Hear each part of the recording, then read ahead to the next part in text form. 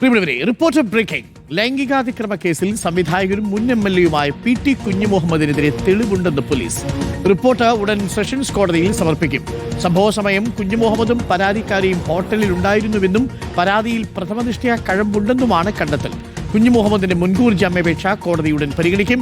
ഹരി, ഈ PT കുഞ്ഞുമുഹമ്മദിനും പാരയായി തീരുമോ ഈ report?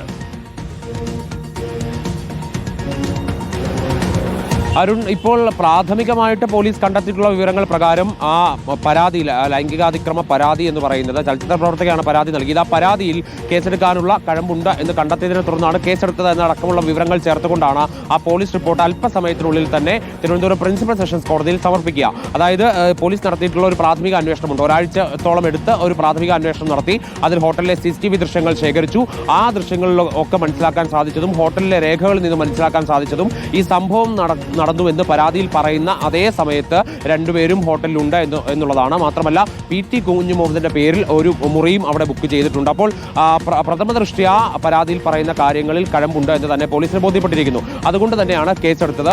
അതുകൊണ്ട് ഇനിയിപ്പോൾ രഹസ്യമൊഴി രേഖപ്പെടുത്തേണ്ട കാര്യങ്ങളിലേക്ക് കൂടി കടക്കും. അതായത് 20-ാം തീയതിക്കുള്ളിൽ രഹസ്യമൊഴി രേഖപ്പെടുത്തുമെന്നുള്ള കാര്യമാണ് ഇന്നിപ്പോൾ കോടതിയിൽ പോലീസ് റിപ്പോർട്ടിനോടൊപ്പം പ്രോസിക്യൂഷൻ പറയുക. അതുകൊണ്ട് തന്നെ മുൻകൂർ ജാമ്യാപേക്ഷ പരിഗണിക്കുന്ന സമയത്താണ് എന്നുള്ള പ്രത്യേകത കൂടിയുണ്ട്. അപ്പോൾ മുൻകൂർ ജാമ്യാപേക്ഷയെ എതിർത്തുകൊണ്ടാണ് പ്രോസിക്യൂഷൻ വാദം മുന്നോട്ട് വയ്ക്കുക. അതായത് PT കുഞ്ഞുമുഹമ്മദിനെ ആവശ്യം വന്നാൽ അറസ്റ്റ് ചെയ്യേണ്ടി വരും എന്നുള്ള കാര്യം കൂടി പ്രോസിക്യൂഷൻ പറയും. ഇപ്പോൾ നിലവിൽ അങ്ങനെ ഒരു തീരുമാനം എടുത്തിട്ടില്ല. പക്ഷേ ഏതെങ്കിലും നിലയിൽ കൃത്യമായ തെളിവുകൾ ഉണ്ടാകുന്ന ഒരു ഘട്ടത്തിൽ PT കുഞ്ഞുമുഹമ്മദിനെ കസ്റ്റഡിയിൽ എടുത്തുകൊണ്ട് ചോദ്യം ചെയ്ത് ഒരു പക്ഷേ അറസ്റ്റ് രേഖപ്പെടുത്തേണ്ടി വരുന്ന ഒരു സാഹചര്യം ഉണ്ടാകാം. അതുകൊണ്ട് മുൻകൂർ ജാമ്യം നൽകി കഴിഞ്ഞാൽ അത് ഈ കസ്റ്റഡിയൽ ഇന്ററോഗേഷന് വലിയ രീതിയിലുള്ള തിരിച്ചടിയാകും എന്നുള്ളതാണ് പ്രോസിക്യൂഷൻ അറിയിക്കുക. എന്നാൽ PT കുഞ്ഞുമുഹമ്മദിനെ ഇതേവരെ ചോദ്യം ചെയ്തിട്ടില്ല എന്നുള്ളത് കൂടി ശ്രദ്ധേയമാണ്. കേസെടുക്കാൻ വൈകി എന്നുള്ള ആരോപണത്തിന് പുറമെയാണ് ഈ കുഞ്ഞുമുഹമ്മദിന് നോട്ടീസ് നൽകാനോ ചോദ്യം ചെയ്യാനോ ഇതുവരെ പോലീസ് തയ്യാറാകാത്തൊരു സാഹചര്യം കൂടി നിലവിലുള്ളത്. Arun, okay, thank you.